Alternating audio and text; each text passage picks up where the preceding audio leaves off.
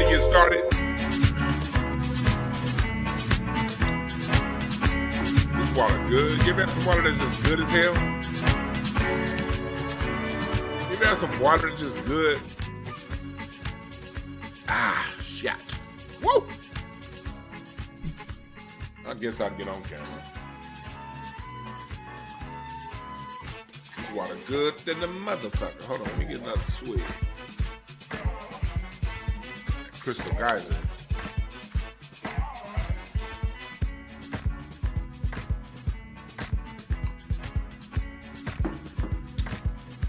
Woo! Yes. All right, I'll get online. I can get started now. What's up, y'all?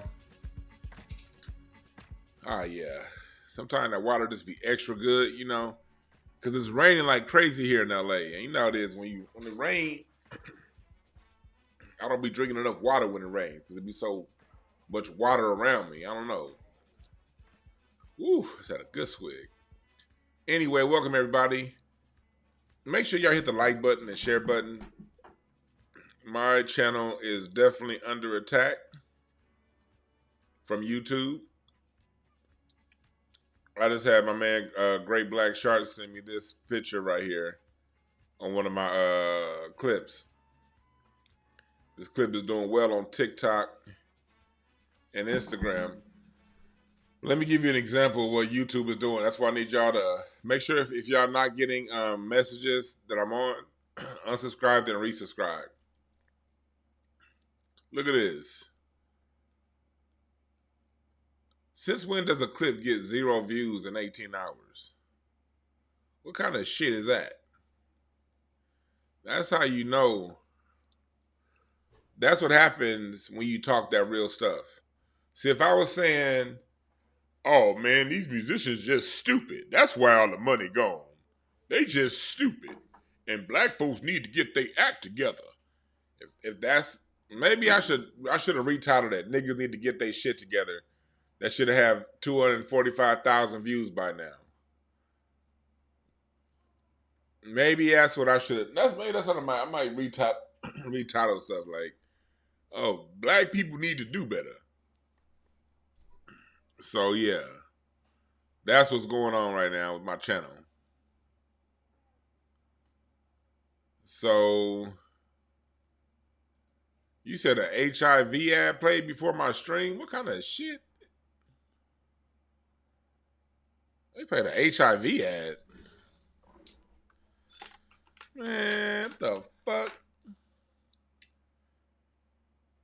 I don't think that's too relevant because for the most of the people that's on the high, and no disrespect for those who are, but we all know the general population, the people who are most likely to have the hives, the HIVs. We're not gonna sit here and act like we don't know who that is, and that's cool. And people from that community definitely watch this channel.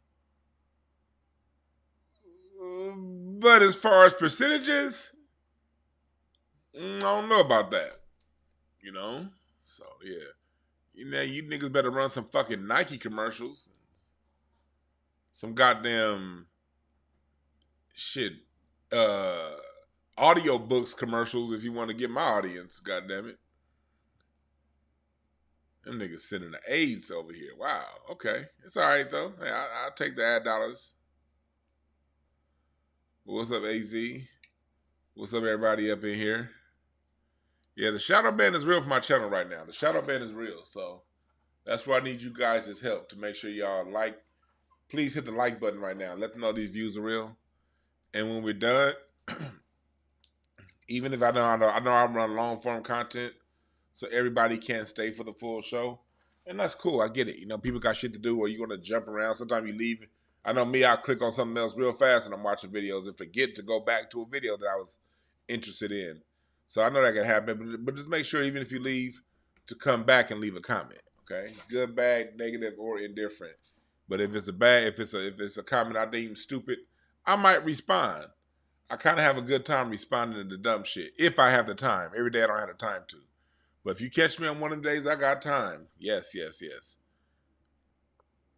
I will point out how stupid you sound in my comment section. Y'all seen me do that plenty of times. Plenty old times. Well, let's get into it. Is success given? Anthony Mackie set off a firestorm the other day with comments on success. And I have a couple. My Gemini self got a couple different viewpoints on what he said, and now we also gonna talk a little bit today about the cards.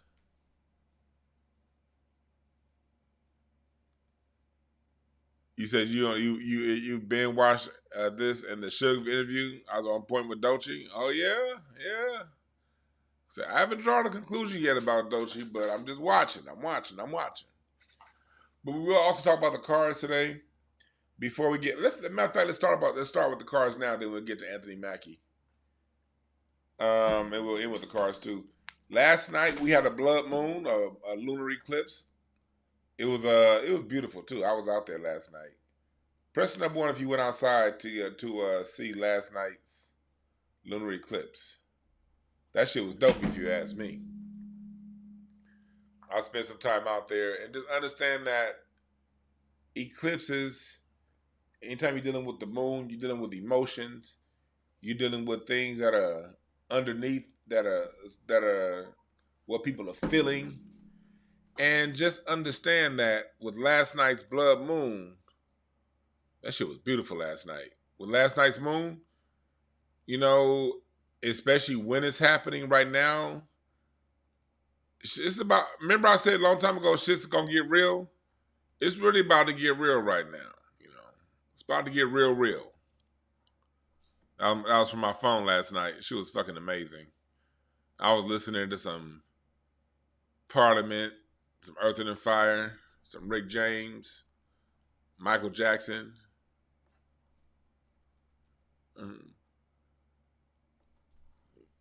Some of that. Ah, shit.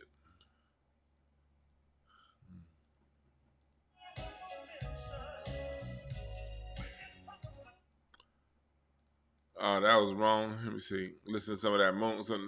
My moon child. A-doom-doom. A-doom-doom. A-doo-doo-doo-doo-doo-doo-doo. But yeah, I had a good time. But just understand that these eclipses do hold significance.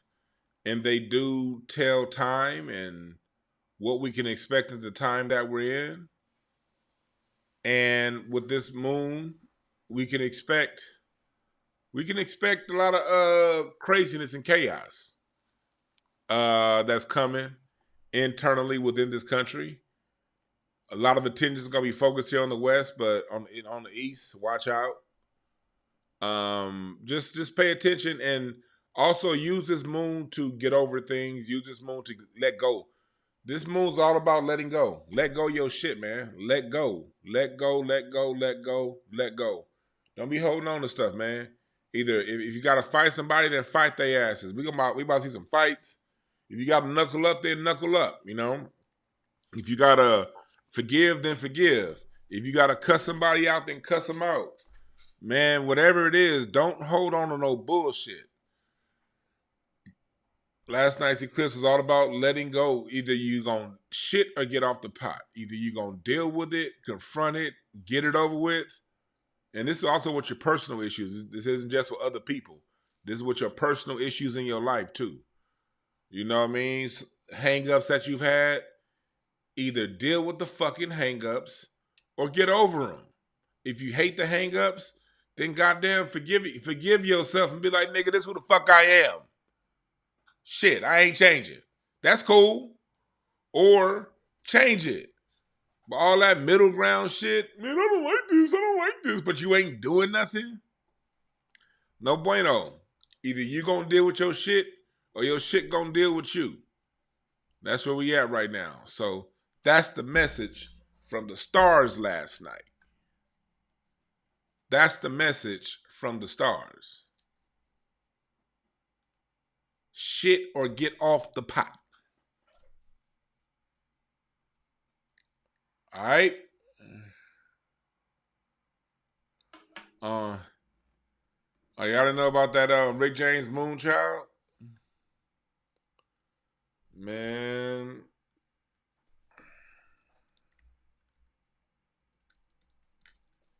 I was over there listening to that last night. I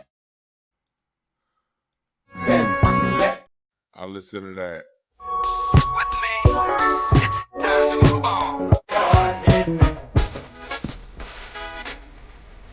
Last night.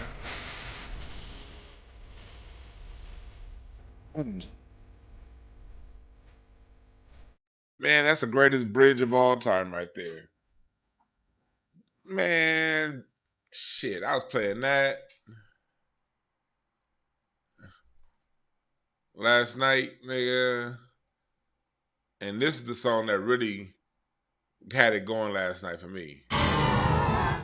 When dealing with these eclipses, Michael Jackson gave you the answer in the lyrics. He gave you the answer in the lyrics. And most of them were ghetto kids that what the hell? Came from single homes, single parent. The video still playing in the background? We're going to get into Anthony Mackie. And once Michael Jackson told you the answers in this song. We have the truth. This is our mission to see it through. Don't point your finger. It ain't dangerous. This is our planet as a people. You're one of us. This song is all about humanity. This is an Aquarian age song. It's about humanity. It's about we're all part of this shit together in some way, shape, or form. And this is our channel. This is our planet. Not these oligarchs that try to tell us what it is that we're going to get to and talk about when Anthony Mackie breaks when he talks about the masculinity issue. We're going to talk about that later on. This is our planet, not theirs. And you get there by sending out a major love. You send that major love out, you know? Then the planets line up. And they're going to bring brighter days. They're all in line waiting for you. We're bringing brighter days. They're all in line waiting for you. The planets are waiting on your ass. And that goes for all you people who are into astrology and cardology and the shit that I'm into. The planets are waiting for you. This goes specifically to the spiritual community. Because the spiritual community can get all into this card and what, this is a right angle cross with Aquarius and Pisces, and the spiritual community be really good at telling you all this shit that what's going on, but the niggas still be waiting for the stars to do it. The stars ain't doing shit, nigga.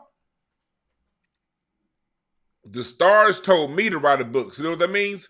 I got to get my ass on this computer every night and write that fucking book. The stars ain't gonna write this goddamn book for me. You dig what I'm saying? I can't just sit there, the stars give you a message and you sit there and be like, well, the stars said. This is what the stars said.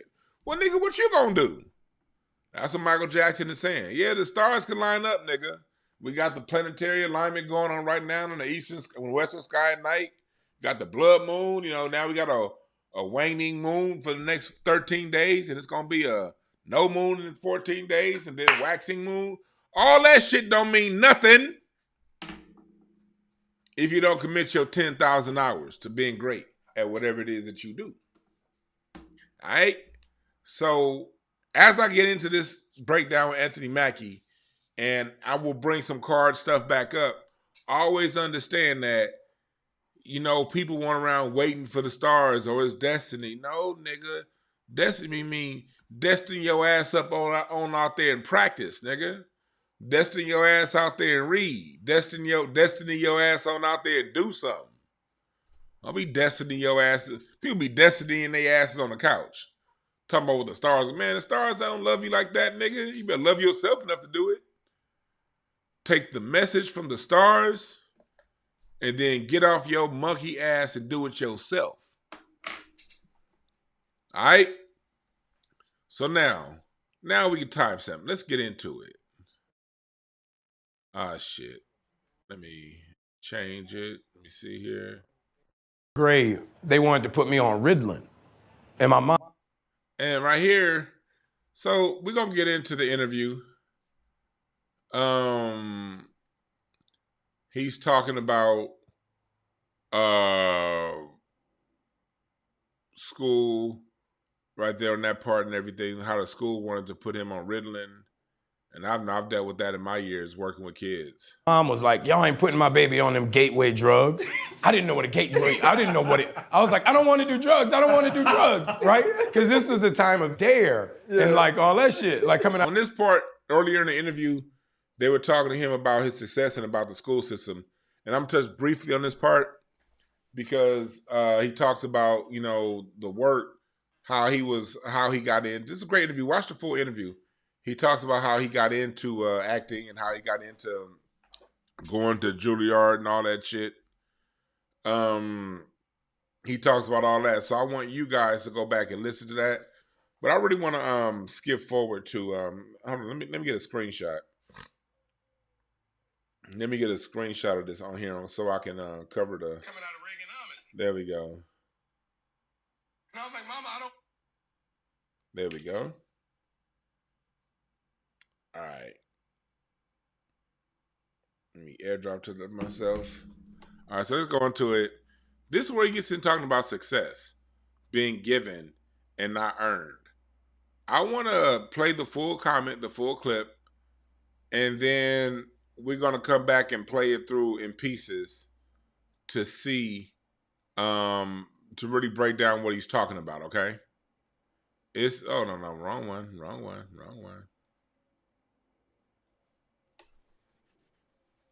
All right, it's success given or earned. Here we go. All right, so let me hit play, then we're going to talk about it on the other end. Hit you that you are really fucking Captain America? Like, that's crazy, bro. Me and my boy was having this conversation yesterday, and it's been weighing on my mind and my heart because it hasn't. It's crazy. And I'm not sure why. Like, I don't know what it is. Like, the idea of walking down the street by myself isn't something that's become an oddity or an idea of something I shouldn't or can't do anymore. The idea of coming to my favorite restaurant isn't an idea of something I can't or shouldn't do anymore. I've been in the business 24 years, right? And I've seen people go from nothing to the biggest stars in the world. I've seen people go from one role to winning Academy Awards and doing all this shit. And what I realized yesterday thinking about it, we're lying to our kids, dog. And I think that's a big problem in our community. We tell our kids that and this is fresh on my heart, like I literally just came to this conclusion last night. We tell our kids if they do right and they make the good grades and they go to the programs and they will become successful. If you work hard enough, your work will be paid off. And that's not true. Success is given. It's not earned. Because you can be the most brilliant motherfucker. If one person don't tap you, each one of y'all. There were people who could hit harder, who could catch better, who could run faster, but somebody said, you're the one. And the other 50 behind you fell off. You know what I mean? Mm-hmm. And because of that, I don't know what that emotion or that feeling is the scary thing. Because I went to all the programs. I've done Broadway, I've done off-Broadway. I've been in the business 24 years. I've been in 2 Academy Award films. I've done independent films. I've done major motion pictures. Now I'm Captain America. So now what?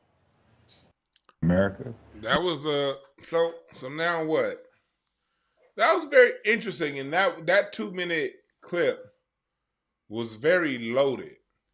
So I want to take some time to I want to take some time to really break that down. I want to take some time to really break that down because a lot was being said. So we're gonna play it back, but we're gonna break it down little by little. But before we break it down, go to intellectualpower.net. Type in the product code DBrown for 10% off of this brainwave beautiful mix right here.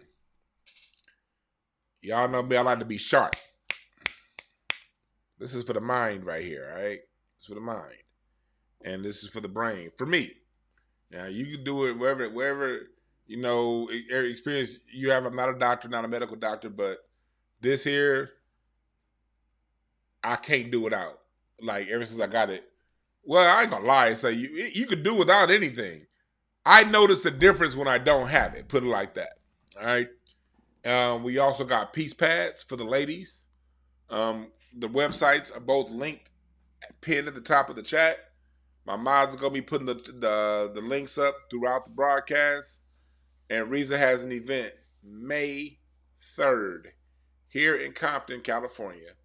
It's for reproductive health. That link is in the description. Make sure you go to the description right now and register for that free event on reproductive health May 3rd here in Los Angeles, California. And make sure y'all hit the share button, man, because I'm under serious shadow ban right now. I am under serious shadow ban right now. So make sure y'all know YouTube does this shit with me. Every time videos start going around, and ever since I talked to Jaguar and Dr. Short, YouTube been doing this shit with me. Ever since I talked to Jaguar and Dr. Short, so together, and I did that on their channel, but YouTube been like, let me find your channel, and so the only way we're going to get past this is with you guys' help, and that just tells me more of that stuff got to go on Patreon. Just we don't, I like bringing as much as I can here for free on YouTube, but a lot of that stuff that I like to talk hurts my channel as far as my channel's growth. So I'm going to need you guys to support that, support Patreon. I just had another upload last night on the Patreon talking about background singing. A lot of music stuff. I got a whole damn music university on Patreon, so y'all need to go ahead and sign up for that. If you want to be a part of the lives on Patreon, you got the live interview lounge. The stuff that's not live, everything else gets after it's been done live.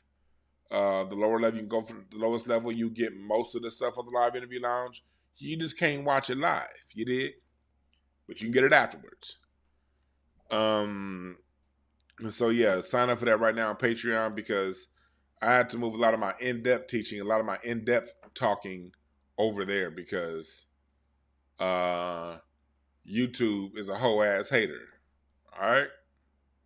So now, let's break down what he said about success, because I think this is a very important point that he's bringing up, and I like the fact that he said that it's something that he just thought about. It shows that Anthony Mackie is a man that's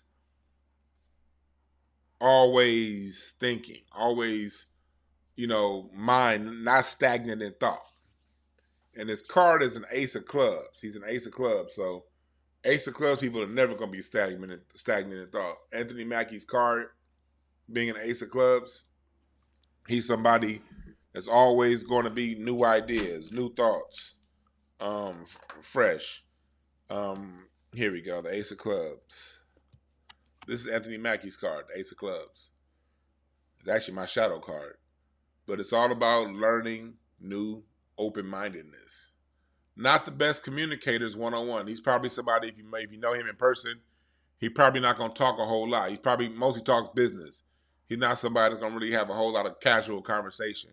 That's because in his mind, that brother is always going here. His conversation is going on in his head, not necessarily with you. So that's a characteristic of an Ace of Clubs card. Communicate well within their minds, but when it comes to expressing themselves, they're not the best at one-on-one expressing themselves. But you'll be like, what? But they're an actor. Yeah, actors and a lot of times musicians are the worst people to have a conversation with, because musicians and actors, these motherfuckers, they headed somewhere way else. But anyway, let's go back into what he said, and then we're gonna break it all the way down. So let's go. That's crazy, bro. Me and my boy was having this conversation yesterday, and it's been weighing on my mind and my heart, because it hasn't. It's crazy. And I'm not sure why. I don't know what it is. The idea of walking down the street by myself isn't something that's become an oddity or an idea of something I shouldn't or can't do anymore. The idea of coming to my favorite restaurant isn't an idea of something I can't or shouldn't do anymore. I've been in the business 24 years, right?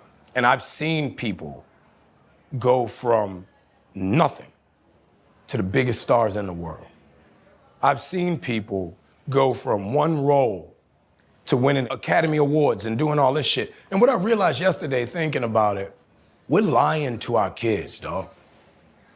And I think that's a big problem in our community.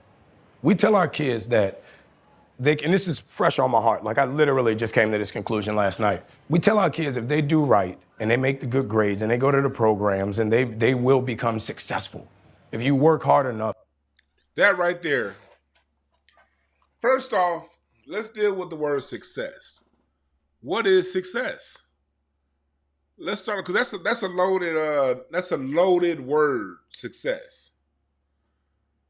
Success, according, from my opinion, from my point of view, success is relative to you. Every individual has their own level of what they feel success is. And a lot of that has to do with exposure. The more you've been exposed to, people who've been exposed to more are going to have different ideas of success of people who haven't. It's people out there that think success is making $70,000 a year. That's because they don't know anybody that makes more than 40. So $70,000, $100,000 a year, that's major success to some people. You know? There are other people who success is not tied to a monetary value. Success is tied to access, who you can rub elbows with, you know, who you know, relationships. Some people, success is about the family life, and how good the family life is going, regardless of dollar amount. Success is personal. There's a limitless range of success. But that's my point of view. Now let's talk about success in the way the world sees it. Because for me, also, your success is within your cards. What's successful to you, to a 9 of clubs, is going to be a lot different than what's successful to a 7 of spades. If you're born with a heart suite, your success is going to be tied, a lot of times, your personal success is going to be tied to your emotions. If you're a club, if you're one of the clubs, a lot of your personal success is going to be tied to your mind and what you think, how you see things, your perception. If you're a diamond suite, a lot of your success is going to be tied to values, monetary things, tangible things you can touch. Not necessarily monetary, but things you can touch. And if you're a spade, your success is going to come off your wisdom. And it's going to be tied to, it can be very vain. It's going to be tied to how you feel about it. Because you can see somebody with a spade suite, they could be a goddamn $100 million. But that's not successful to them because the people that they want to be like are worth $2 billion. So it's very vain suite. No disrespect. But how you're born, what month you're born in, what day you're born, what season you're born in, all of that has play over what you deem success, along with how you're raised, who your parents are, what neighborhood you were raised in, what schools you went to, what was you exposed to, what do you understand outside of your block. All those things tie into what success is. What your personal disposition is going to be based on your card, based on your human design, based on your sign, based on your numbers, people who are into numerology, based on your numbers, you're all going to have different modes and levels of success. That's why I always say success. That's why, like, if you notice me, I don't use the word success too often. Pay attention to how I talk. I very, very use the word successful or somebody, or they may be, I use it in a way, okay, that song was a success for someone if it gave them what they wanted when they put it out. But overall, judging other people's success, I don't get into. Because it's all relative. And what I see as successful is going to be different than what the next person sees as successful. That's why I always talk about tapping into yourself. Success is relative to you. You got to know who the fuck you are. You got to know your human design. You got to know your numbers. You got to know your cards. You got to know your parents and your aunts and uncles and what they taught you. And sometimes things that you deem successful is something that your auntie or your mama and daddy told you when you was 12. But then now you living your life. You done grown, you done matured, and you don't even think like that. Then you look up and be like, man, you be thinking about something like, man, this ain't even my thought. This is how I was raised. I was taught to think this. And it's not always malicious. I have a loving relationship with my parents, my mom and my dad.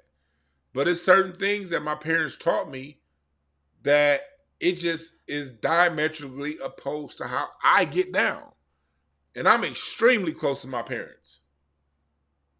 I'm very close to my immediate family. But it's certain things, my sister, my mom, my dad, my brother, that they all kind of are aligned on. And me, I'm way the fuck over here. But when I was 19, that bothered me. Like, I thought that was something wrong with me. Like, how could I be so far different from the people I love? And then there's other people, you're just like the people that you hate.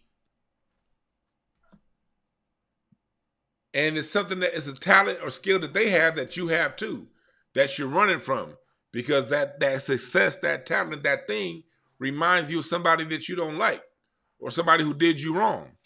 Even that's still a form of control. You got to get between your own two ears and define for yourself what success is.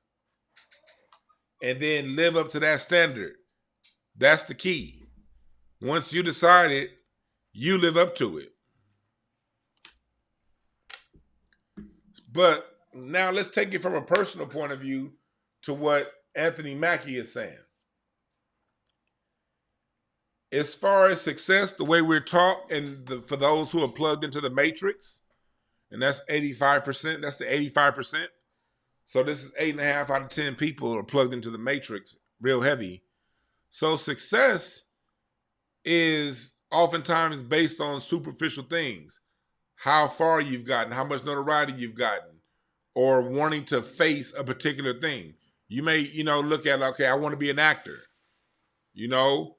He's right when it comes to this. When you want to do something in life and that requires somebody else's approval, which is most things, your success is determined by who's picking.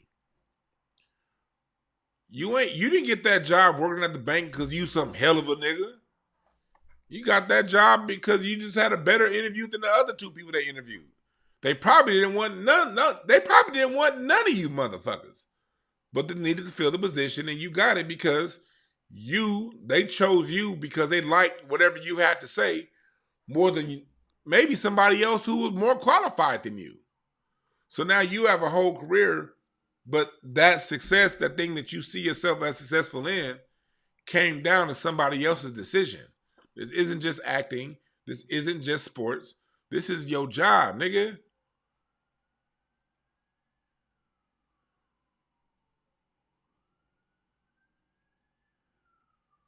You dig what I'm saying? Let me turn some music on.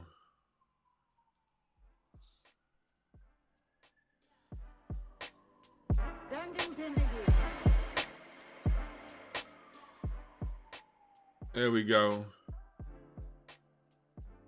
Turn some music on. So, we got to remember that.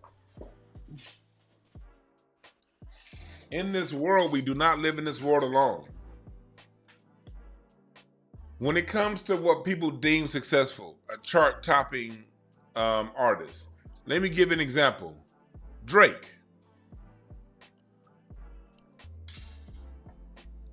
People will come back and be like, oh, that person's talented, or they work hard.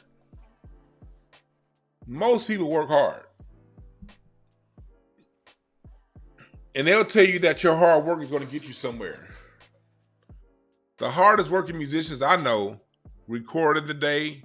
They play at a church, and they might play at 2 or 3 different churches. I know musicians that will be out there grinding 60 hours a week and you'll never know their name. They're better than the people you hear singing on the radio. They're better at production. They're better at the keyboard, the guitar, singing, and you'll never know their name. And these people be at it 40, 60 hours a week. Got day jobs and still get off work, and they grinding 6 hours, 7 shows, 6, 7 hours a night. Or quit that day job and they just jumping around the country, city to city to city, picking up 1,500 here, 500 there, 200 here, 2,000 there, 1,300 here. And this is their life, and you'll never know their fucking name. Got all the talent in the world, and they outworked Usher. But you'll never know. And they outworked Drake. You get somebody like Drake, relative to what the talent that Black America puts out, Drake's a marginal talent. He has marginal lyrics, less than marginal singer. He's a marginal rapper, but he's marginal, but he's great at where his greatness comes in as copying greatness. He can copy and cosplay people who are really good. Does he do it as well as they do it? No. But as an actor, he does well enough. And because he does a lot of things that are good enough, he's plugged into a machine that blasted him out to us every fucking day, 5 hours a day. Drake, think about this. Drake was an actor. How many people been rapping since they was 5? When they got into rapping, got into music, they got featured on Lil Wayne, on whoever was hot. They got 16. How many people do you know who are really, really good at what they do would have ever been tabbed to be a feature on everybody's hot song? You get to be a feature on Rihanna. You get to be a feature with Kanye. You get to be a feature with Lil Wayne. Whoever hot, you get into the psyche of the people because you're given access.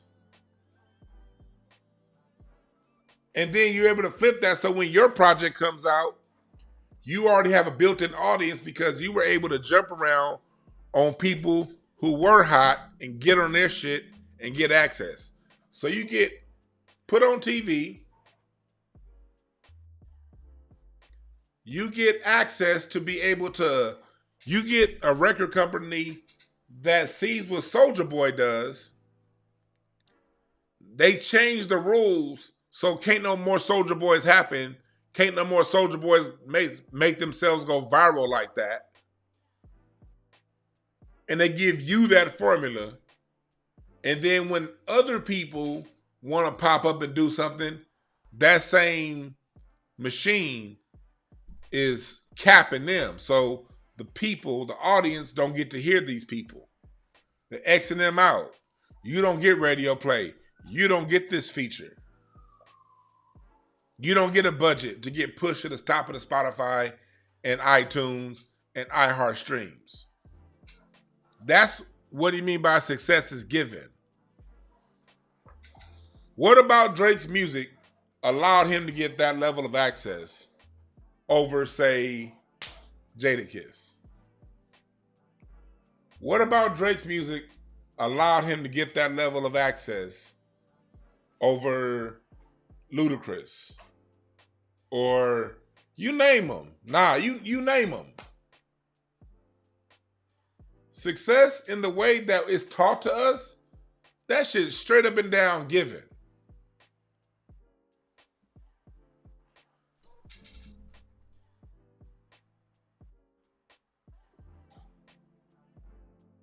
Straight up and down given. And a lot of people don't want to come to Jesus and talk about it like that.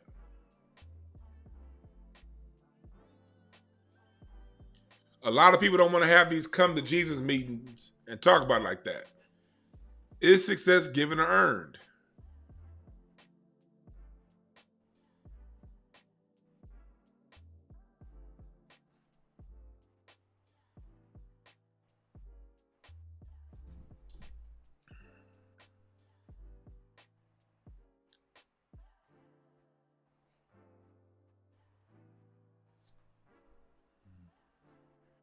Is success given or earned?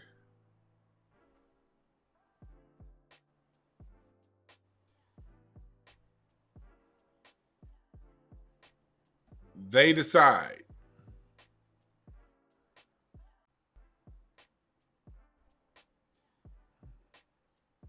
They decide. Same thing in sports. You look at like take for instance a LeBron James. He was tabbed to be the king before he played his first game. And the evidence, and I've talked about this before, was that commercial. Let me show you this commercial. Let me show you this commercial.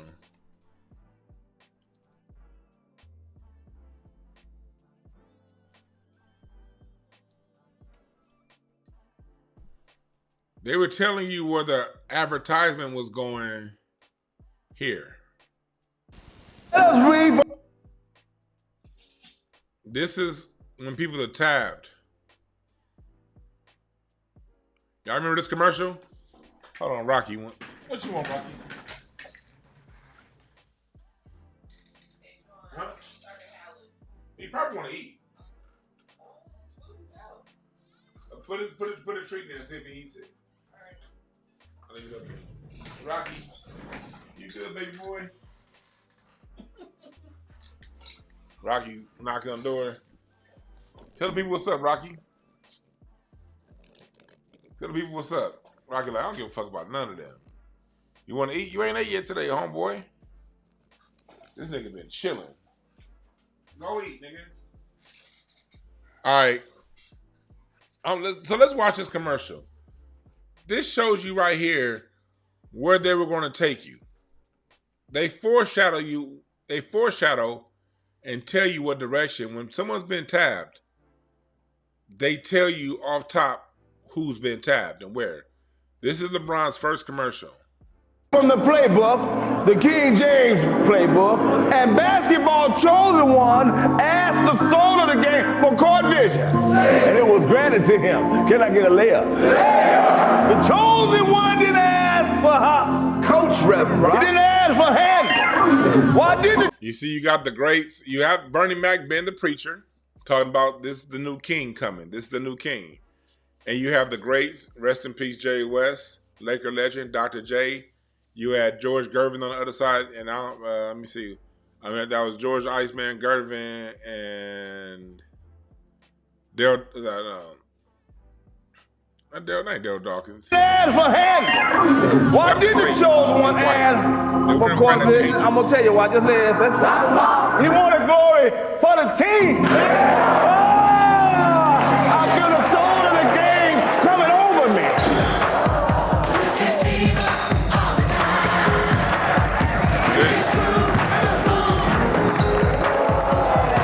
King is coming to save you with the basketball. They're telling you who's about to take over the NBA. When I saw this commercial, I said, oh yeah.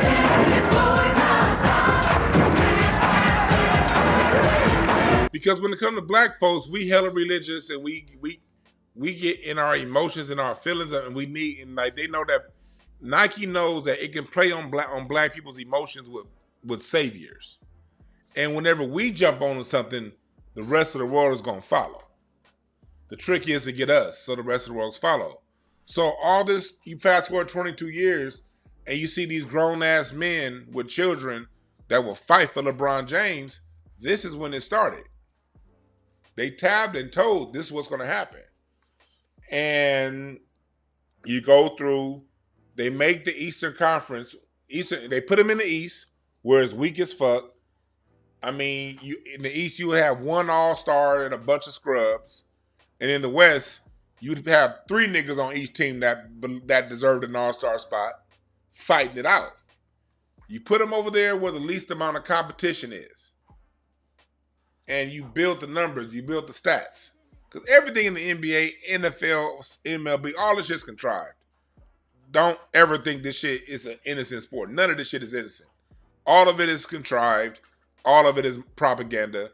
And all of it is propaganda to point you and to draw the population into a general consensus and conclusion. So you saw this is what they were doing, you know, and then people they get to the finals, get swept by the Spurs. Then the next year they come back with a better team in 2007, lose. 2007 is when they lost to the Spurs. They come back with a better team in 08, lose to the Celtics, come back with even a better team in 09, lose to the Orlando Magic. The Orlando Magic was missing Rayford Alston. Not that they had Rayford Alston. They were missing Jameer Nelson, their starting point guard. The whole table set up. They got the Nike puppet commercials, the Kobe commercials, and the LeBron commercials. Y'all remember the Nike puppets? The propaganda. Y'all remember these Nike puppets?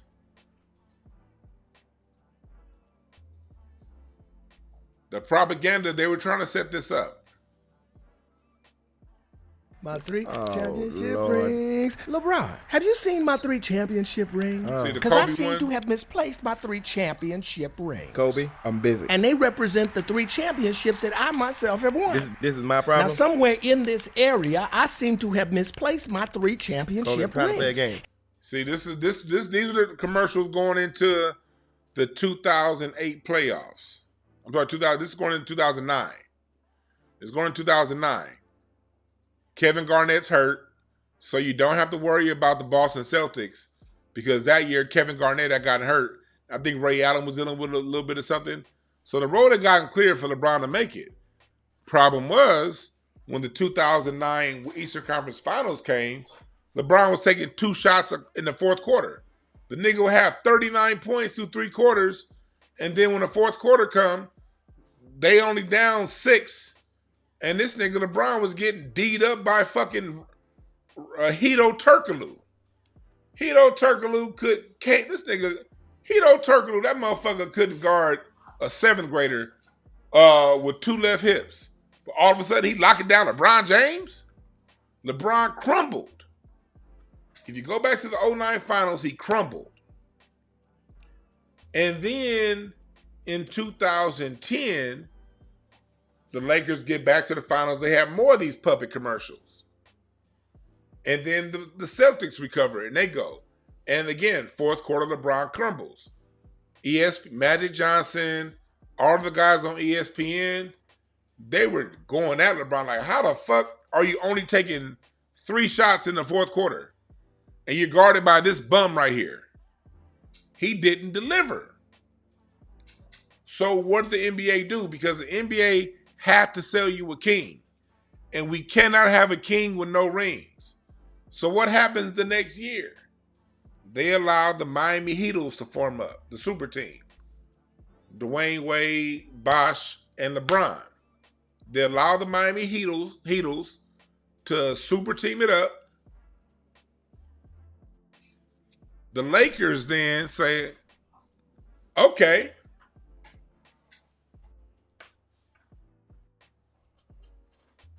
the Lakers trade, well, the Chris Paul trade was the next year. Let me keep it, the trade came the next year. The Heatles link up. They play against the Dallas Mavericks, and the same thing that happened in 08, 09, and 2010 happened. LeBron shrunk. And the likes of Jason Terry and what's a little JJ Barea locked him up. He crumbled. Now, the Lakers make a trade to get Chris Paul. And not only do the Lakers get Chris Paul, they got cap space to now go after Carmelo Anthony too. So the Lakers got Chris Paul, and they got the space, and another trade set up for them to get Carmelo Anthony. What does the league do? Because the league told you this was your new king. They said, no, fuck that trade. They scrapped that trade. And then LeBron finally wins his first championship. And after that, the NBA made sure to every year, let's load LeBron up with the best team possible to give him the best chance to win. And then When James Harden don't win, nobody says, well, he didn't have enough help. Now, if LeBron loses, it's because he didn't have enough help. We told you this fraud was going to be your king. So we can't hold him to the same standards as everyone else. If he loses, it's this person's fault. It's that person's fault. But if Dwayne Wade, if James Harden loses, it's because he's not good enough. Well, James Harden didn't have the fucking Olympic team either. You see how that goes? Stars are chosen. They choose who's going to be the most successful. And then after all these years, LeBron still doesn't measure up. He still don't get 5 rings like Magic and Kobe. The standard all them years was whoever got the most rings win. Magic was the greatest when he retired. When Jordan got to 6 rings, that's what put Jordan ahead of Magic. You see what I mean? Shaq didn't get ahead of Kareem because Shaq had 4 rings, Kareem had 6. That was the standard the whole time I've been watching basketball. Not the most points. Because Kareem had the most points. Nobody was calling him the greatest. Kareem had the most points, the most blocks, the most rebounds, all that shit. He still wasn't considered the greatest. Because even Jordan was chosen. Jordan was chosen. People forget how close he was with Dominique Wilkins in 1989. That was neck and neck. If Jordan dropped 50, Dominique dropped 47. 1988, 87, 89. If Jordan dropped 35, Neek dropped 37. Neck and neck. They chose Jordan. Now, at least, Jordan followed through and actually won. So he made them look smart. But with LeBron, he had Olympic team after Olympic team after Olympic team and still only won 4. So what did they do? They changed the narrative. Well, it's not about how much you win. It's about stats. Well, if it was about stats, this nigga Wilt Chamberlain averaged 50 points a game at one point in one season. If it's about stats, it should be about Wilt, shouldn't it? If it's about the most points in the blocks, it should be Kareem, right? They pick and choose the criteria that makes somebody the greatest based on who they want you to think the greatest is. Success is chosen.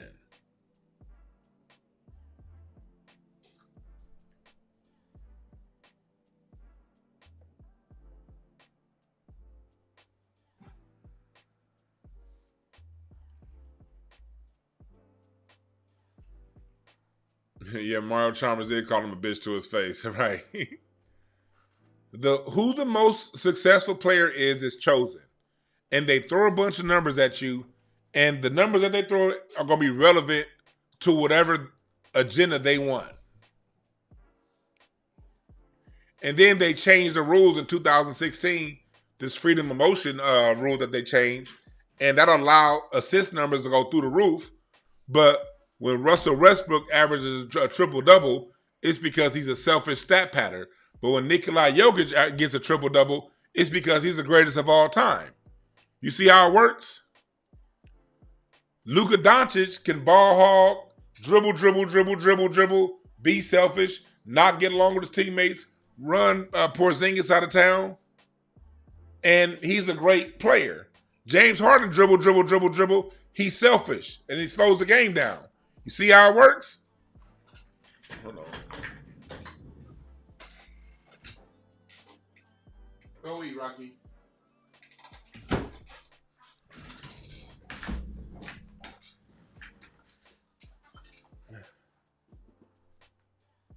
You see how it works?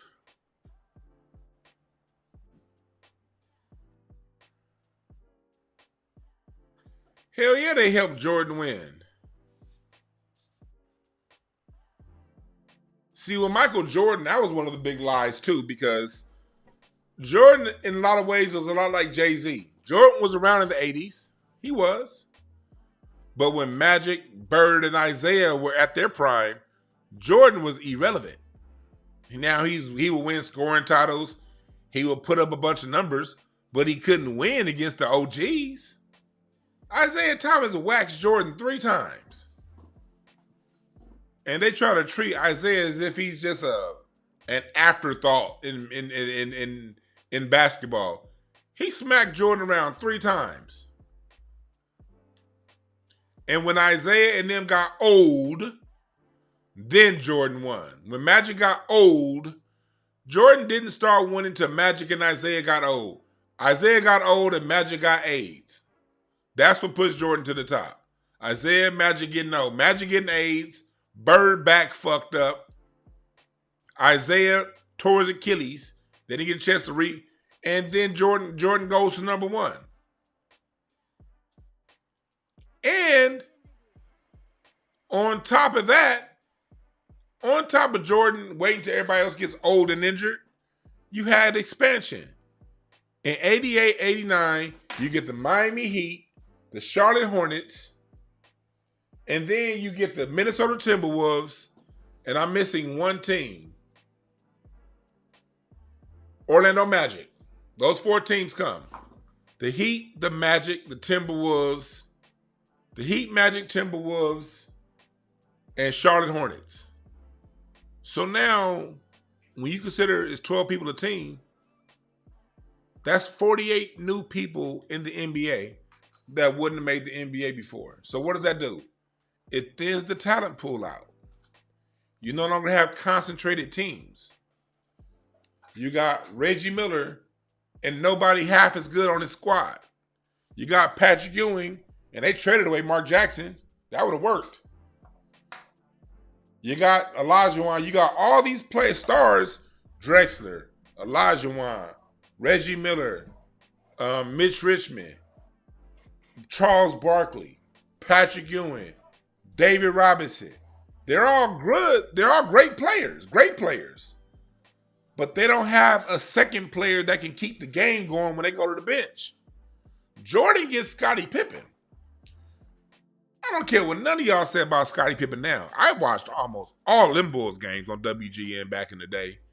Every time Jordan went to the bench, if the Bulls were up 6, Pippen would come in. When Jordan get back in the game, the Bulls are up 7. Patrick Ewing go to the bench. The Knicks are up 6. He comes back in the game. They're down 2. Because you didn't have nothing behind him.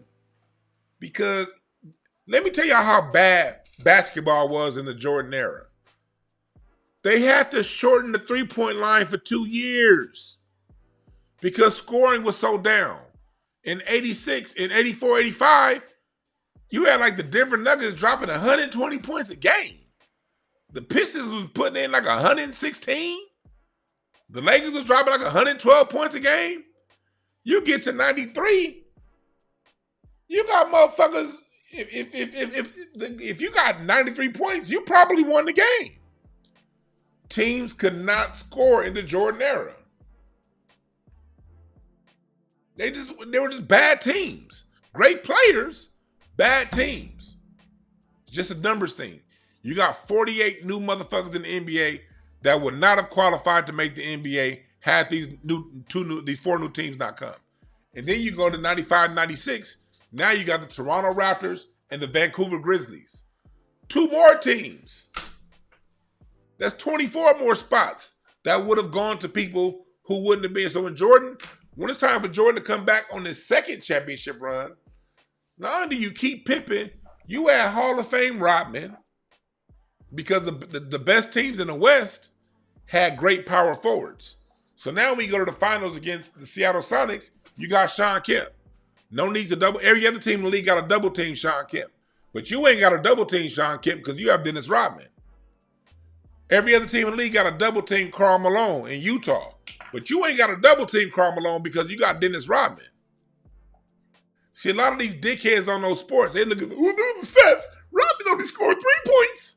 Yeah, but Rodman took out a motherfucking Hall of Famer that scored 36,000 goddamn points. He couldn't score them against Rodman when it mattered, though. And before Rodman, you had Horace Grant. Nigga, what? People forget how great Horace Grant was. Great in Orlando, great with the Lakers. It's the reason why Orlando Magic had their best season with Horace Grant. It's the reason why the Lakers had the the 15-1 with Lakers with 15-1 in the 2001 NBA playoffs, it's the reason why that was the year Horace Grant was there. And Ron Harper. You see how it worked? They tilt the playing field in the favor of who they want to be the great. The only difference is between Jordan and LeBron, at least Jordan executed. There's no way in Sam fuck the Miami Heat should have lost to the 2011 Dallas Mavericks. No way. All the niggas was old. No way.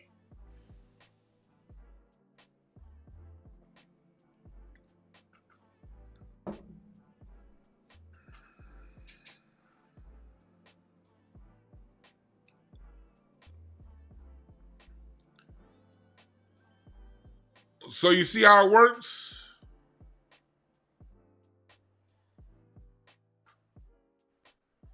They tip the scales in the favor of who they want to be the great and the most successful, and they reorganize the stats to reflect that. And they X out the stats that won't, because yeah, you can put Magic and Jordan stats together.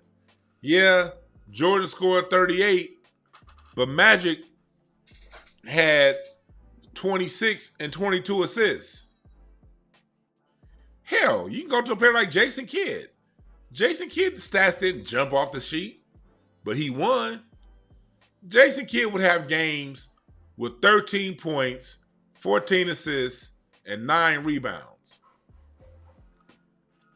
But he controlled the whole game. He got the key defensive stops. Sometimes the pass he made wasn't the assist. It was a swing pass that led to the hockey assist. Sometimes because Jason Kidd couldn't shoot when he first came in the league. They called him acing. But by the time he got to be about his 5th or 6th season, he got that 3-point down real good. So plenty of time, he threatened, he at the top of the key. He pumping up the players down here with Amari Stoudemire. But I can't get because Amari got the mismatch. I can't get the ball to Amari from where I am.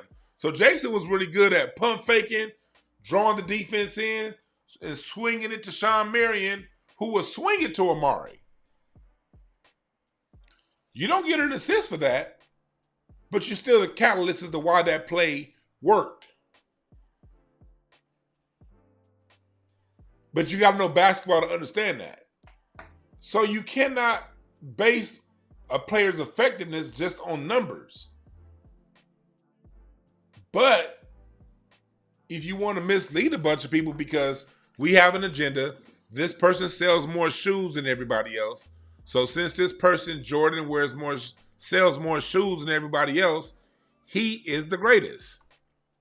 And we're going to tailor the rules and the baseline to whatever we feel is going to accommodate that. And then the NBA, felt like getting a new great, and so they created LeBron James.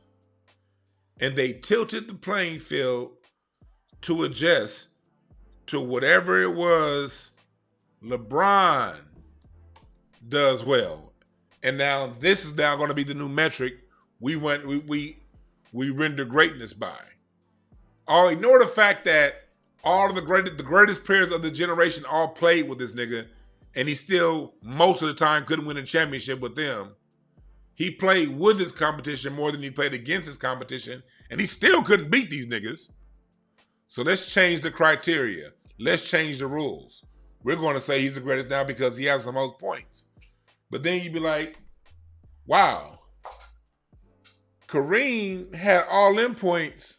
All these years y'all was calling Jordan the greatest. He didn't have as many points as Karl Malone. He didn't have as many points as Kareem. So if Jordan couldn't score as many points as Karl Malone, what made him the greatest? Oh, now it's just, because LeBron, he's the greatest 40-year-old we ever seen. Well, at 40, Kareem Abdul-Jabbar was in the midst of a back-to-back. At 40 years old, Kareem Abdul-Jabbar was in the midst of 3 straight finals appearances and 2 wins. At 40. Oh, we're not going to talk about that. You see how it works? What people deem as success, that's chosen.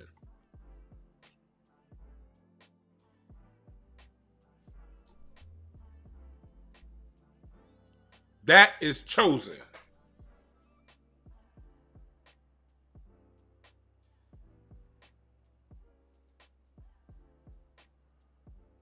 There's always somebody with this comment. You got to have somebody like a talent. Chat room, tell us the guy what I always say, the truth lover. But at some point, you have to have some kind of talent. Chat room, what do I always say about talents? He must be new around here. Talent is a dime a dozen in Black America. You don't think so? Go to church on Sunday and listen to them sisters and brothers sing.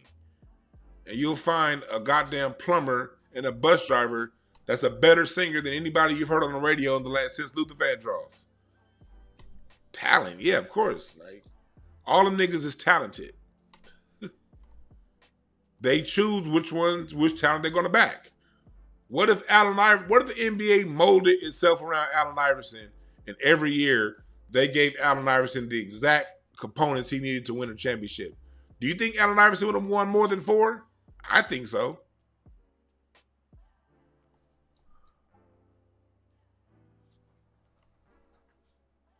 If Grant Hill don't get hurt, you mold and craft the team around him every year in and year out. That's going to cover his weaknesses and play to his strengths. Sure, Grant Hill wins more than 4 championships. If you're going to do that for him.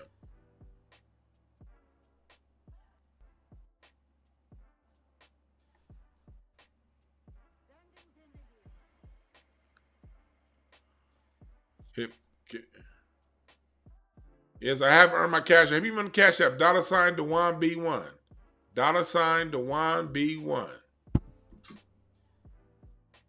Oh, James, you already hit me on the Cash App. Appreciate the Cash App, James. Who else hit me on the Cash App already? Sherelle, appreciate the Cash App, Sherelle. Thank you for that. Thank you for that. Let me hit the Super Chats. Oh, yeah, I read that Super Chat already. Williams, I appreciate the Cash App, my brother. Much appreciated.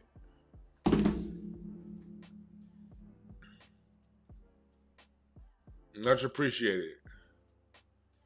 But yeah, success is when it comes to the levels of success, when it comes to being approved by the mainstream of success is chosen. Now, you can definitely earn your success, but your earned success is going to come down to you playing your cards out and you following your own destiny. Success for you cannot be you chasing what somebody else got. That's the thing. Success cannot be measured in you chasing what somebody else has. You got to tap in for yourself, to yourself, because all of us can be successful, but success is going to be relative to what you deem successful and what your skill set allows you to be successful in. I'm a King of Clubs card, so my card is going to have me successful in me running my goddamn mouth, being outside, talking, being creative, because that's what my card dictates that I do. I'm born on a Wednesday. I'm Mercury ruled. I'm a Gemini. So that also means my success is going to be a lot of different things. I can't do one thing at once. Hold on 1 second, Rocky.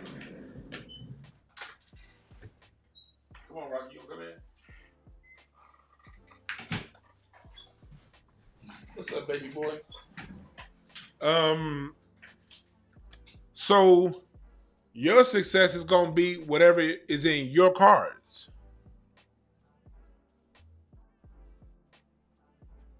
That's what your success is going to be.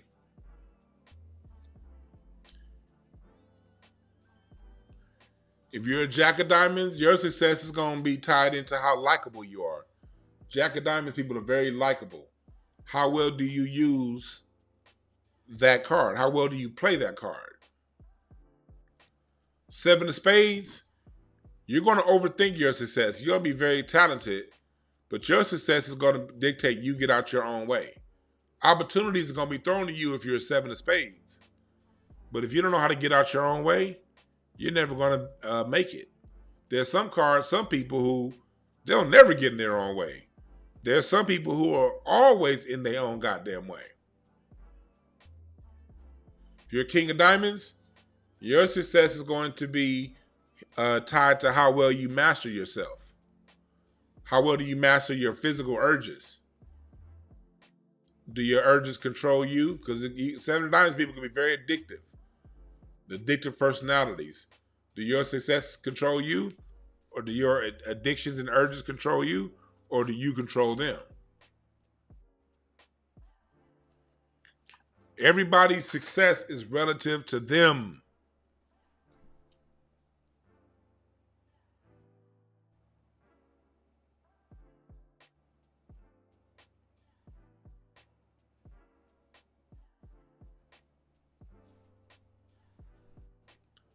Let's keep going what he was saying. Your work will be paid off, and that's not true.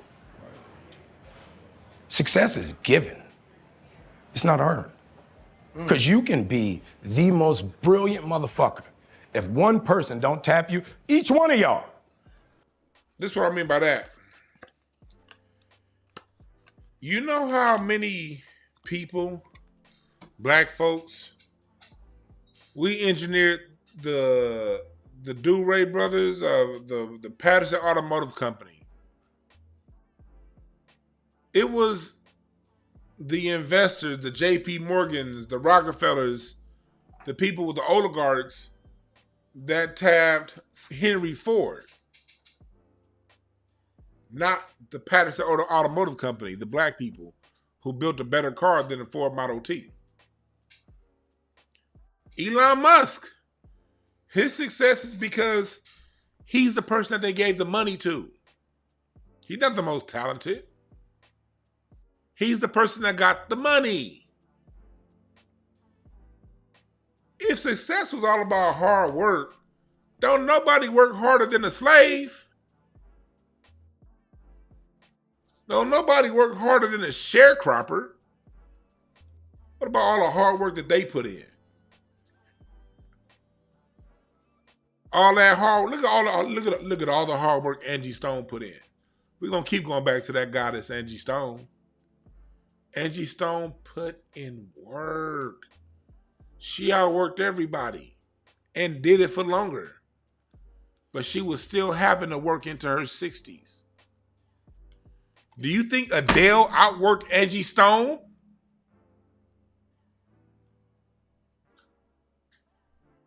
Do you think the fucking Weeknd outworked Genuine?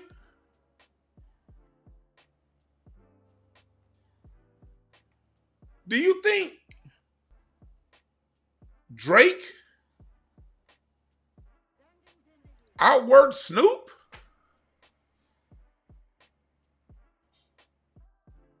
What?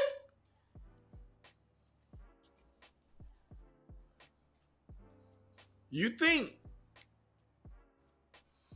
Taylor Swift outworked Shantae Moore?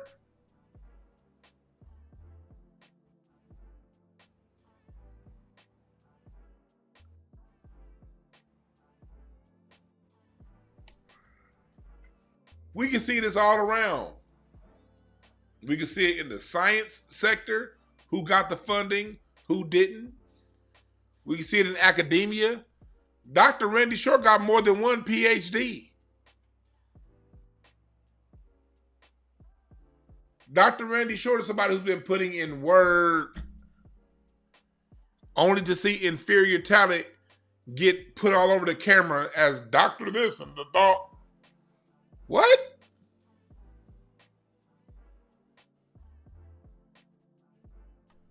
Look at your job. Do the hardest worker get the promotion? Do the hardest working people at your job get the promotion every time?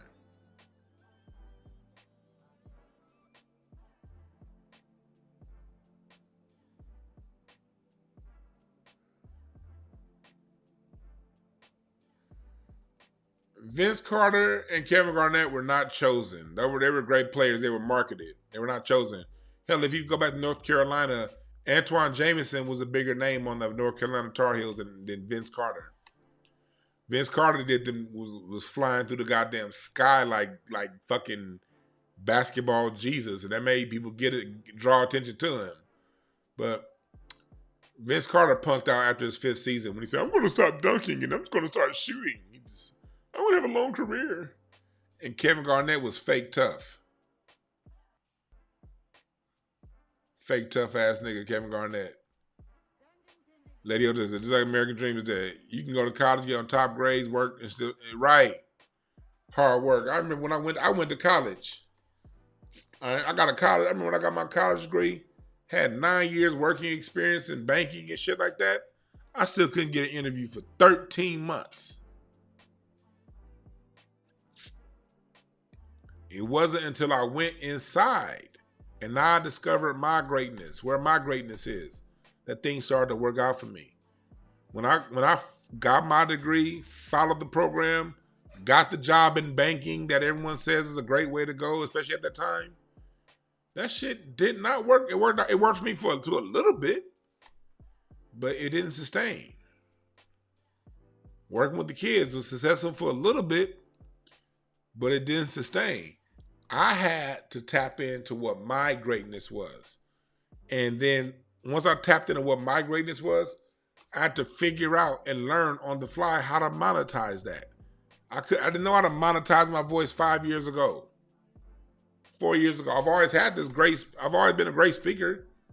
And outside down stand-up comedy, I know how to monetize it telling jokes. But I didn't know how to monetize it outside of telling jokes. I had to learn. Work. So when I have gotten opportunities to use my voice over the last few years, I was able to deliver because I put in the work. That's where hard work comes in. For when a company does say, because as great as my company is, I do anti-black racism training, some companies still got to say yes to my offer.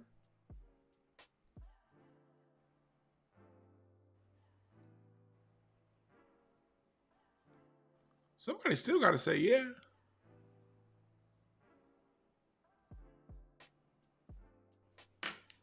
Now, the hard work, once you put in the hard work, once somebody does say yeah, once you move forward in what you do, now you can deliver and you can maintain it. Now, there's plenty of people who are tapped for greatness, but they couldn't maintain it.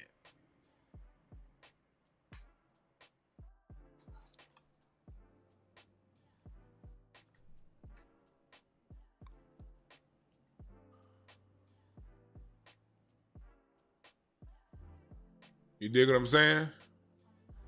Yeah, Gladys Knight's still working.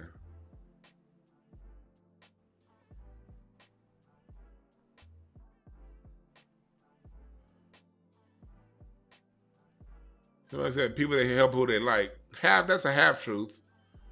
People help who they can monetize off of. They may like this person, but that person is naive than a motherfucker, and I can get 9 points off this person. If it's 10 points, I can get 9 and keep 1 off this person. This person here, we might have to bust some points down the middle, 50-50. Because they know what they doing and they smart, and I like them. But yeah, I think I want to take the 9 points over the 5 points.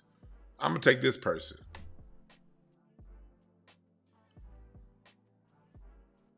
There's a lot of factors that go into that.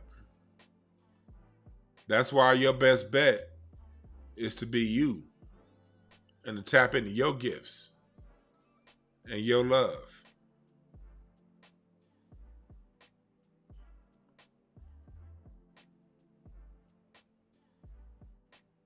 You dig what I'm saying?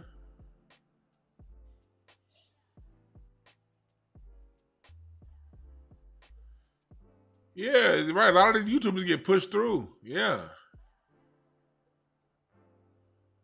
I'm looking right now. They shadow banning my channel right now like a motherfucker. Ashtrays had a video that I put up there that had, for 18 hours, I had no views. What? The views on this channel was getting 700-800 in a live just 2 weeks ago. I put up that interview with Dr. Randy Short and Jaguar Wright. I just put up that piece. Man.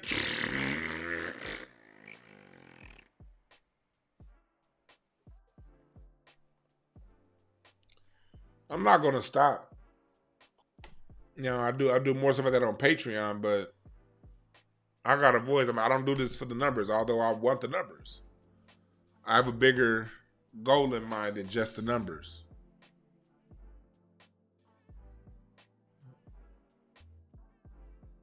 So I'm going to need y'all to make sure y'all retweet and tell folks that we live, that we here.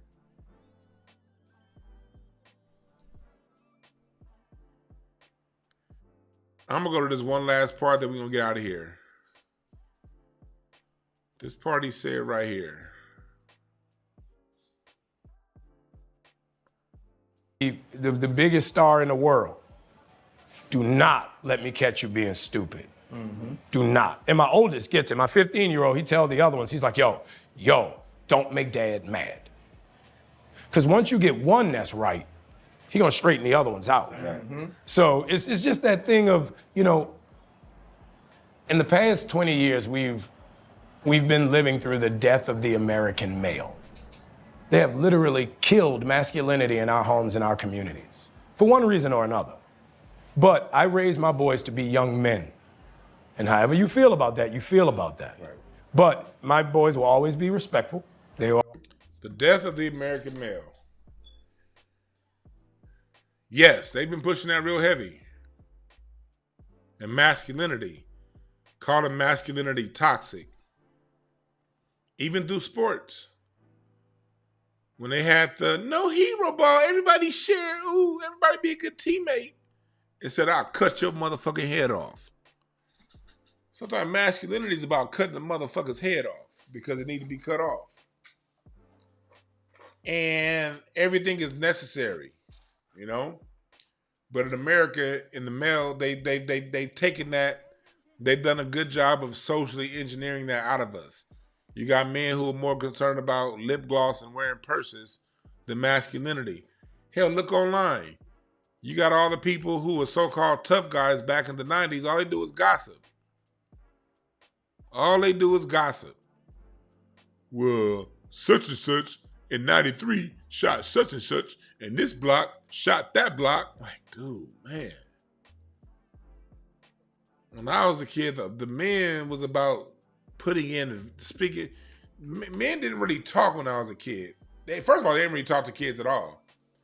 But if they did talk to us, if they did talk, they was giving us something. They was putting some values inside of us. They was teaching us some game.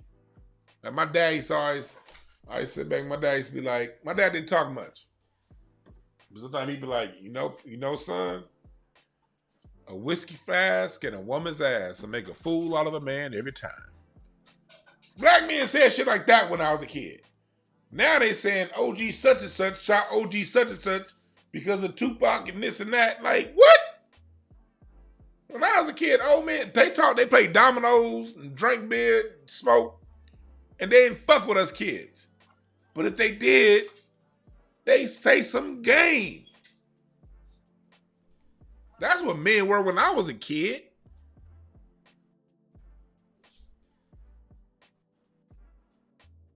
That's why every time I turn this microphone on right here, every time I turn it on, I'm going to give y'all something, some kind of wisdom.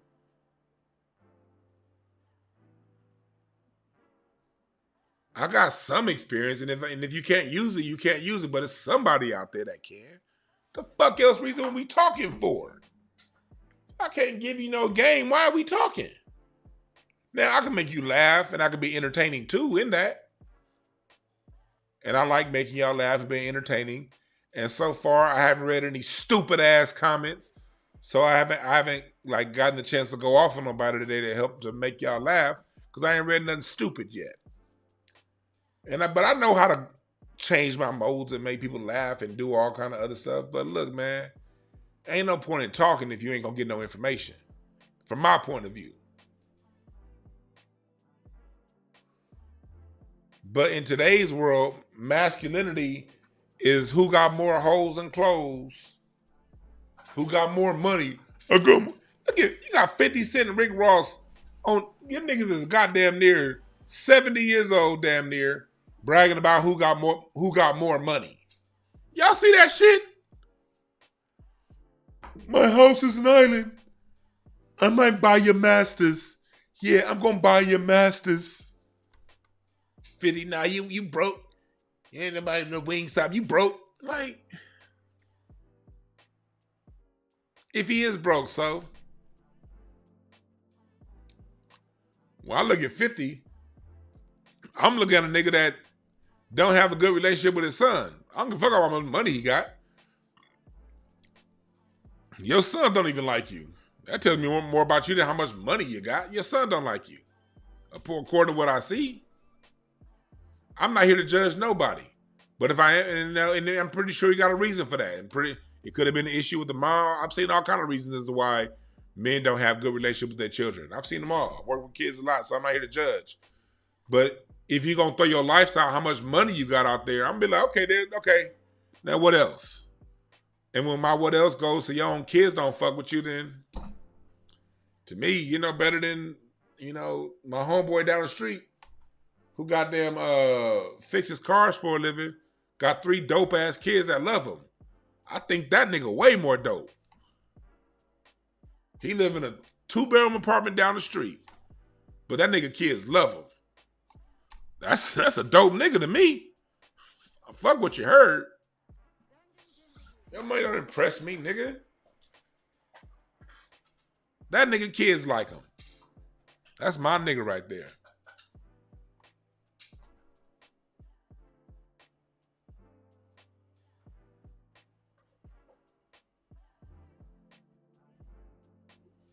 That's right there. And these are the values that have been taken out. On top of these dudes wearing purses and shit. We can get into the niggas wearing purses and being zesty. That's a whole nother thing. You niggas will go ahead and say protect Bronny James, but then call Angel Reese anything other than a child of God.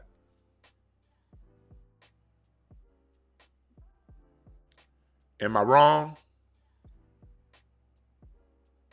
Am I wrong? Talk about manhood. You niggas, don't say that about Bronny James. He's King James's son. Well, nigga, when was the last time you been to back to school night? For your kid.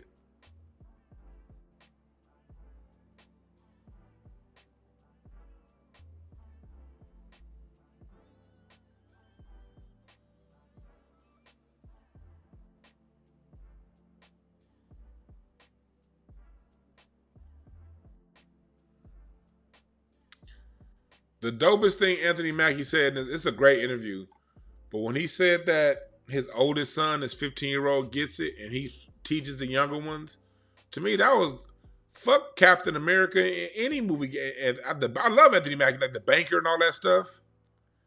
That man said that his kids, his 15-year-old is responsible when he leaves the house to go and work, to take care. The fact that he raised a son that can take on that responsibility and watch out for his 3 younger siblings. That's the biggest thing Anthony Mackie said to me. In my opinion, that's what makes him successful to me.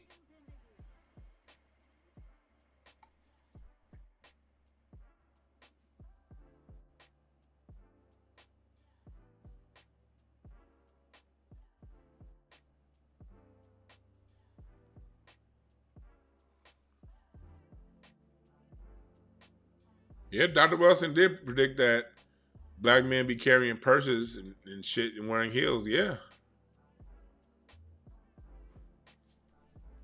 Because I give a halfway excuse for the men. A lot of men say things like, well, that's the woman and how the woman she is, and she's the reason why my kids feel that way. I've seen that a lot. I have seen that a lot. But I've also seen niggas lay down with just some straight up tramps. We be at the club like, you about to go with that tramp? All right, do what you gonna do, homeboy. Just wear a hat. Then you come back, that nigga come back, man, I think I got a baby on the way, man, bro. You didn't wrap it up with her? You dumb motherfucker. God damn. A blind motherfucker saw that coming. So you got to take responsibility. It ain't always the woman. Oftentimes it is. I've seen it. But oftentimes, nigga, you knew that was some dumb shit. You just better go and suck that up. Courtney G, I appreciate the cash app.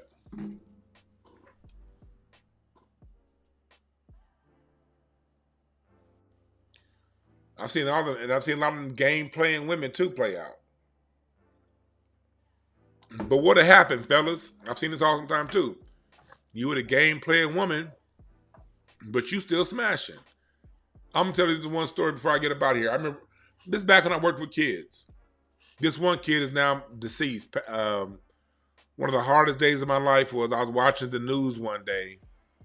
And you know how the news says when they're about to cut to commercial, they tell a story and you see it. I'm watching the news one day and the news like, after commercial break, police need help finding the killer of this kid. And I see the kid running on the video. And I'm watching TV, this kid running, and then he hops in the car, and then you see the gun come out and flash, and the news stopped it. And I was like, damn, that kid got shot. Commercial break comes to come back. Then they run the full story. They put a picture of the kid that got shot up.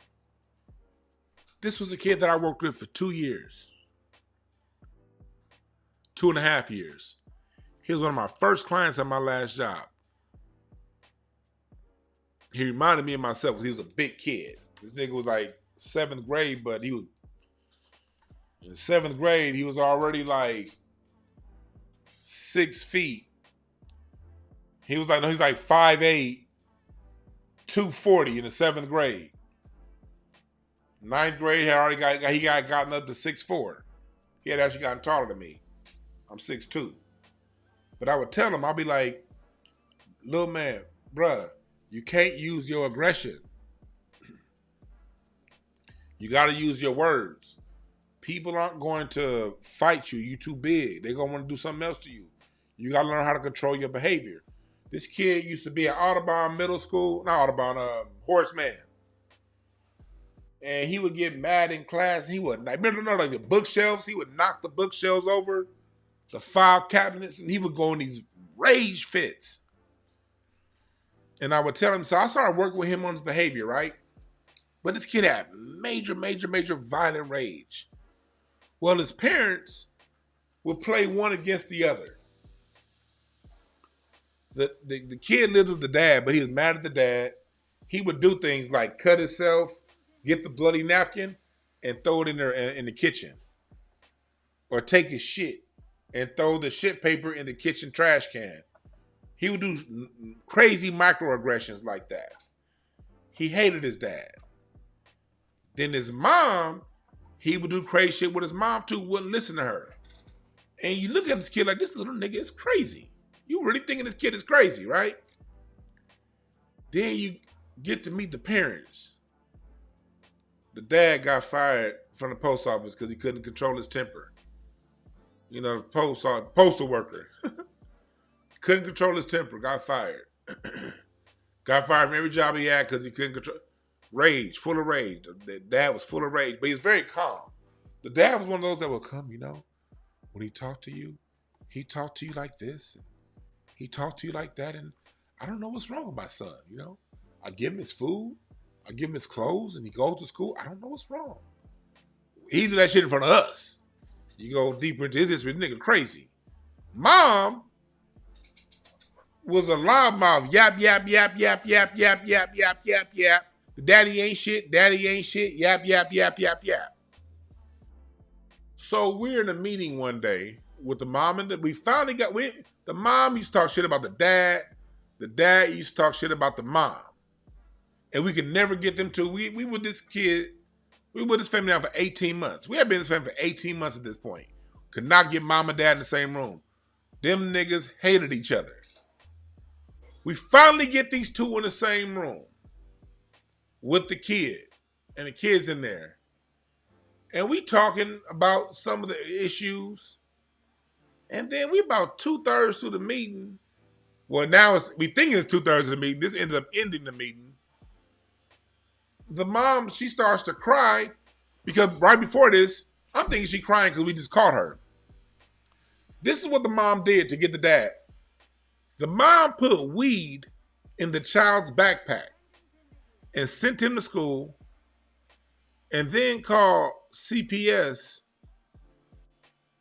Called the school and said, I think, because he know that the kid would come home from his dad, be with his dad all weekend, and then his dad would drop him off straight at school. So the mom put that weed in this boy's bag that Friday before he went to his dad's house, because she knew her son wasn't going to pick up that bag and do his no homework. Matter of fact, he didn't even get homework. He's in a shitty school. So she put that weed in his bag that Friday before she sent him to his dad. Get to school Monday, call the school, and says he has weed in his bag. We going through we having this whole meeting because this kid's about to be expelled for having weed in his bag. In this meeting, we find out, and the mom had to admit that she put the weed in this kid's bag. And then we trying to go through to figure out, she said she wanted the dad to go to jail and for her to get custody back. So that's why she put the weed in this kid's bag. So now she goes to all this crying. She crying. Well, I only did this. And then she was like, I did this because I don't know what to feel about him. She said, on one hand, he get in front of y'all and he hate me. But last week, we was still fucking.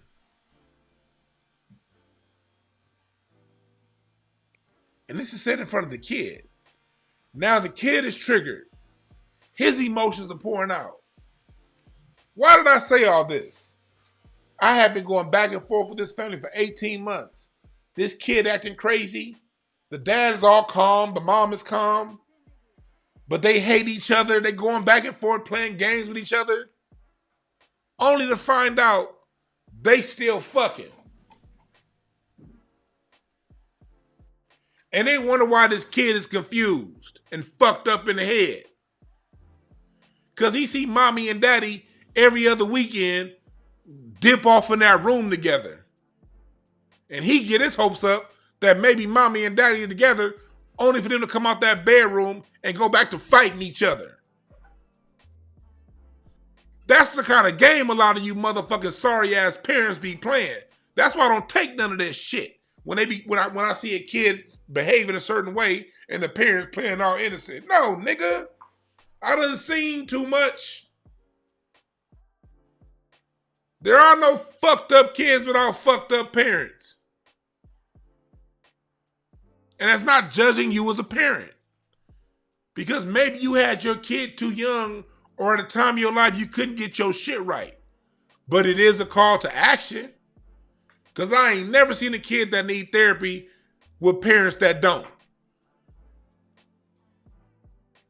Fix your shit. And that's why the fuck I had to get away from working with kids. And that's why the fuck I'm never going to have no goddamn kids. My head fucked up. From being around all this shit.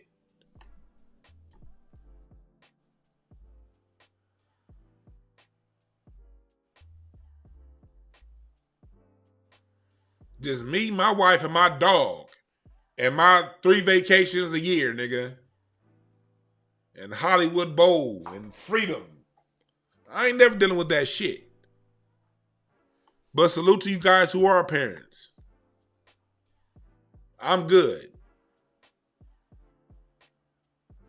Fix your shit. That's why when I be hearing, like, one of my favorite shows. Y'all know what it is. I'm not going to throw no shots like that because I love that motherfucking show. But when it gets into talking about women, I turn to the next show. I'm just not going to sit back and listen to that. Because I've worked with families way too long to know it's more than just the woman. Or just the father. Both of you niggas is playing games and the kid is caught in the middle. And as long as people want to pawn it off on the other one, I ain't got time to listen to you. Sorry. Everybody fucked up.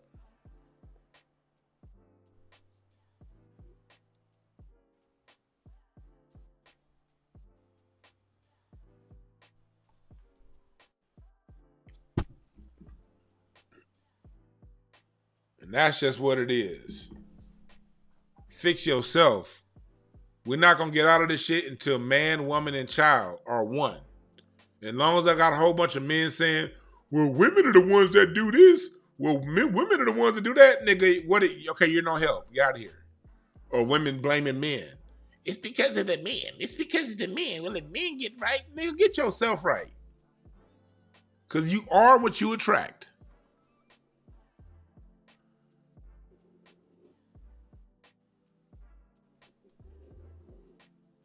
You are what you attract. And if you attract something you don't like, that's a chance to look in the mirror. No judgment from me. Just fix it. I'm not judging nobody. We all fucked up, man. This PTSD.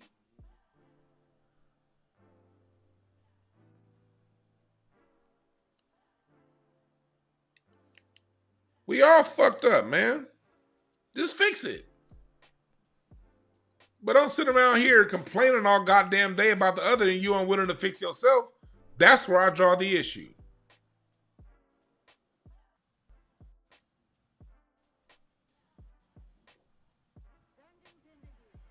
And salute to all the parents out there who do your best.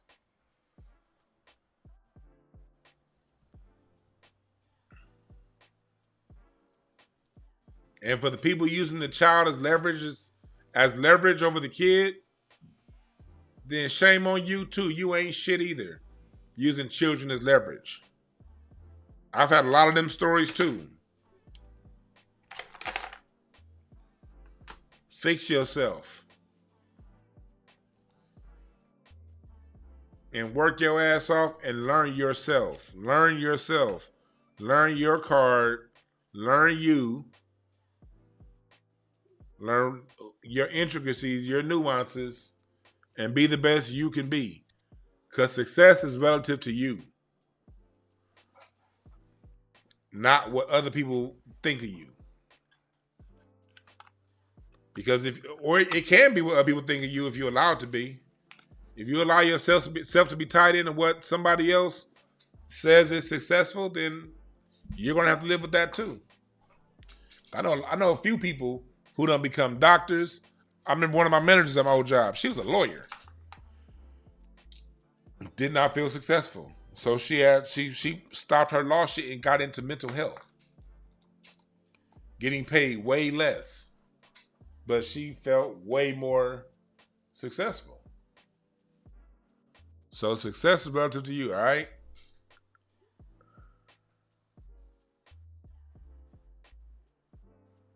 All right? Thank y'all again for listening. I gotta get up out of here. Time for my nigga Rocky to go take a shit. This nigga knocked out over here. This nigga Rockster is knocked out. Look at him. Where'd he go? Look at Rockster. Look at him. That nigga knocked out. All right.